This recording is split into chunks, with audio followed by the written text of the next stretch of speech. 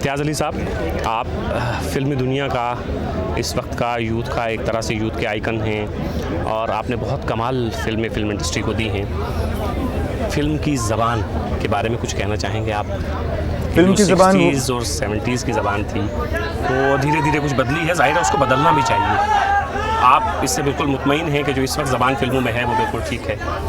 मुतमईन नहीं हूँ, क्योंकि मैं अब मेरी भी उम्र हो गई है, तो मेरा भी फ़र्ज़ बनता है कि जो हो रहा है उसको थोड़ा बहुत क्रिटिसाइज़ करूँ। मगर फ़िल्मों की ज़बान वही होती है जो आवाम की ज़बान होती है, और आवाम की ज़बान ये है जो आप फ़िल्मों में देखते हैं। इसमें आप किसी पे दोष नहीं धर सकते।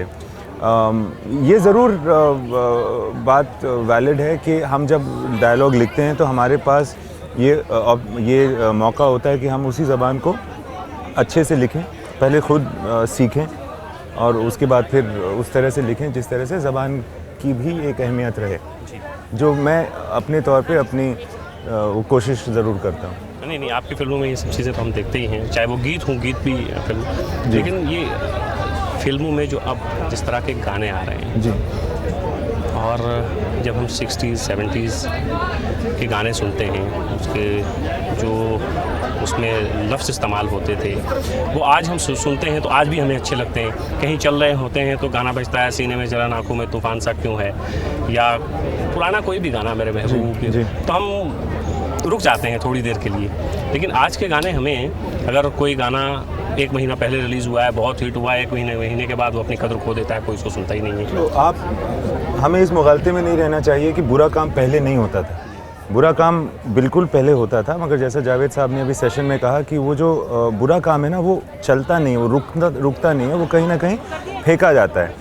तो अब अगर आप 60s के गाने या उसके पहले के 40s के गाने की बात कर रहे हैं ना, तो जो अच्छे गाने हैं ना 10-12, अगर मैं आपसे बोलूं कि आपको कितने गाने याद हैं, तो आपको 10 या 12 गाने, तादाद यही होगी, क्योंकि ये अच्छे गाने थे। उम्मीद ये है कि हम हमारे दौर में जो हम गाने बना रहे हैं उनमें से भी 10-12 या शायद उससे ज़्यादा आज से 40 या 50 साल बाद पाए जाएंगे। तो मुझे नहीं लगता है कि गाने अब ख़राब लिखे जा रहे हैं। मुझे ये मालूम है कि जो गाने अच्छे लिखे जा रहे हैं या बन रहे हैं वही चलेंगे। इम्तियाज़ भाई, एक आखिरी सवाल है जी।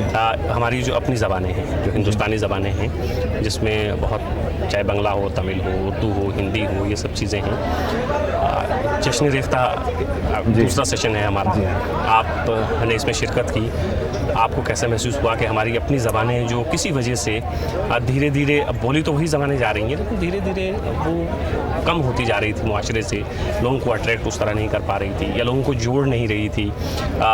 हिंदी हिंदू की ज़बान, उर्दू मुसलमानों की ज़बान, ये चीज़ें अब कुछ आपको लगता है कि जश्न रेख्ता पे या रेख्ता से कुछ आपको लगता है कि ये चीज़ें कम हो पाएंगी अगर इसी तरह की कोशिशें हम आगे जारी रखें? जिस तरह के लोग आ रहे हैं और जिस तरह की बातें जश्न रेख्ता में हो रही हैं, जो मैंने भी सुनी और जिनमें मैंने कंट्रीब्यूट भी करने की कोशिश की, वो बिल्कुल इस तरफ इशारा करती है कि ये जो मिसकंसेप्शंस हैं हमारे में कि जो ज़बान होती है वो किसी एक मज़हब की होती है, ये मिसकंसेप्शन तो चला जाएगा धीरे धीरे। उसके लिए ज़रूरी है कि इसी तरह से अपनी ज़बान को सेलिब्रेट करें, अपनी डाइवर्सिटी को सेलिब्रेट करें।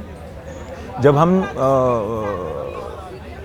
डायलॉग लिखते हैं या फिल्मों के में काम करते हैं तो ये हमारे जहन में नहीं आता कि ये उर्दू का वर्ड है या हिंदी का वर्ड है।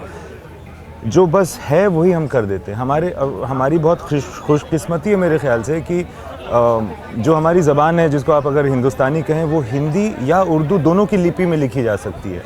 तो ये तो सुविधा की बात है कि जिसको उर्दू की लिपि में ज़्यादा पकड़ है वो उसको उर्दू में लिखेगा। मुझे नहीं है, मैं रोमन में लिखता हूँ, मगर इससे उर्दू का मयार या किसी भी ज़बान का मयार कम नहीं होता है।